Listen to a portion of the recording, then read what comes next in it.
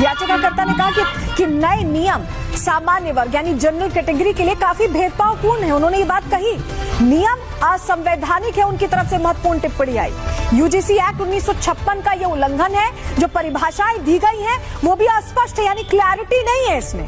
दुरुपयोग की बड़ी आशंका। नियम केवल एससी, एसटी और ओबीसी को संरक्षण देते हैं, यानी कि जो जनरल कैटेगरी के लोग हैं, सामान्य वर्ग के जो छात्र हैं, उनकी शिकायत का कोई रास्ता नहीं है, ये याचिकाकर्ता ने कहा।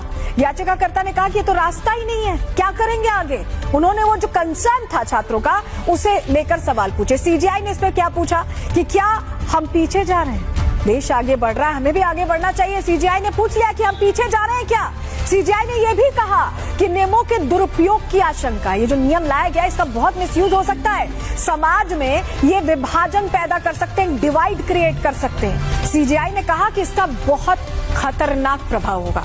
उन्होंने बहुत गंभीरता से इसे लिया और कहा कि अलग अलग जातियों के लिए अलग अलग हॉस्टल क्यों, ये तो बांटने जैसा है।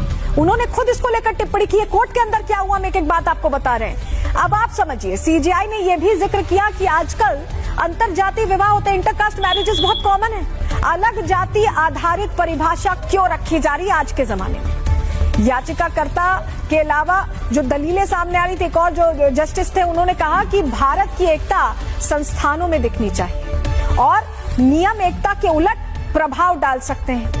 कोर्ट ने केंद्र और यूजीसी को नोटिस जारी किया है और अब जवाब तलब किया गया है। कोर्ट ने सुझाव भी दिया है कि नियमों की एक्सपर्ट कमेटी से दोबारा जांच कराई जाए, समझा जाए कितने व्यवहारिक हैं ये।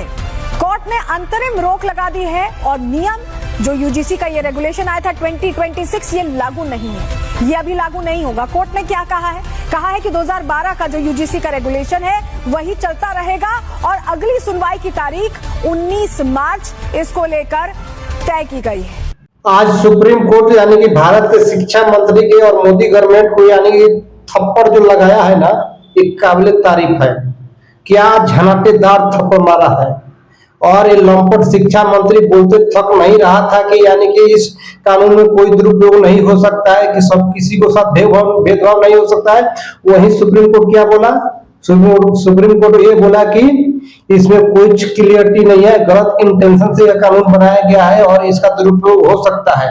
और इससे बचने के लिए यानी कि सौन के बच्चों को क्या कौन सा रास्ते हैं, यानी याचिकाकर्ता बोलेगी उनके पास कौन सा रास्ते हैं, यानी इसका। और सुप्रीम कोर्ट यही बोला कि यानी कि गलत मानसिकता, गलत इंटेंशन से बनाया गया है। हम 75 साल हो गए और आज भी जातीय के बीड़िया में से हम नहीं निकल रहे हैं। बहुत लोग का जो कंडीशन है बहुत अच्छे हो गया है, वो भी अभी जातीय के रोना रो रहे हैं। यानी एक तरफ हम बोल रहे हैं डेवलपमेंट कंट्री बनने जा रहा है और एक तरफ जातीय में यानी फिर पीछे से पीछे जा रहे हैं। क्या मोदी गवर्नमेंट को थप्पड़ मारा है यानी सुप्रीम कोर्ट ने, काबिल तारीफ है। और मोदी गवर्नमेंट को तो सोचना चाहिए और फ्रंट के बाद डूब मरना चाहिए। और इसका तो विरोध यानी कि खास करके यानी कि ओबीसी भाइयों को भी विरोध करना चाहिए। काहे कि इस स्कूल कॉलेज ऐसा होता है जहां हम यानी फ्रेंडशिप में दोस्ती यारी निभा सकते हैं, रह सकते हैं और वहीं से यानी कि एक साथ रहने का और जो भी यानी कि भेदभाव होता है वो खत्म होता है।